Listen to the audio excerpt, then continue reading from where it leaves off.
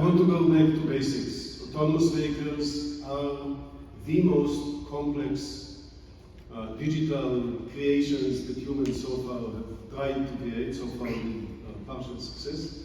The environment those things are operating in is incredibly complex, with unpredictable actors like pedestrians and kids and human drivers and weather conditions, in order to test, just to get this thing to be safe, meaning in the very basic sense that it will do the right thing in each and every possible scenario.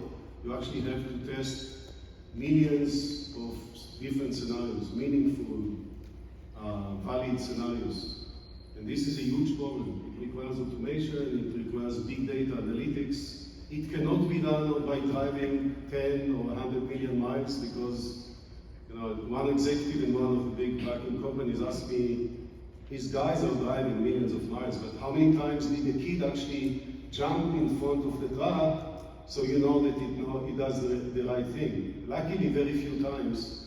But if you want to test it, you need to test just this scenario of a kid jumping in front of the truck. You need to test tens of thousands of different variations of it in different lighting conditions, different speeds, different whatever. So the only solution for this is very thorough, automated, very large-scale virtual testing. We've actually introduced just this week a new solution paradigm that talks about connecting safety with large-scale verification and validation. It's called safety-driven verification and validation. We need to bring the large-scale automation that's already being deployed by companies like Waymo and others, like on the verification validation side, to the safety side. We need to bridge this. We need to bridge the physical testing, which is a must, like driving on the road, with the virtual, where is the only place you can actually scale.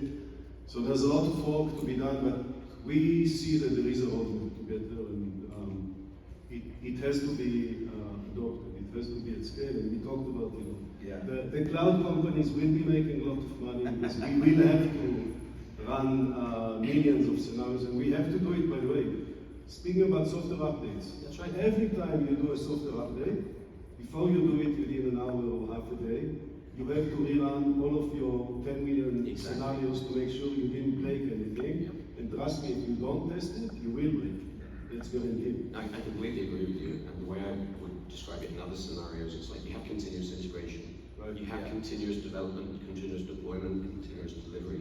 It's a continuous certification. As I said, I think autonomy is already happening. We are not, if you put the buzz on the side, autonomy is already happening. Most cars today have some functions that are autonomous. Let's take the credit, celebrate it, one, and two, learn from it. I think we are learning tons of stuff from this level 2, from this level 3, from the more restricted level 4, and I'm very confident this will lead to.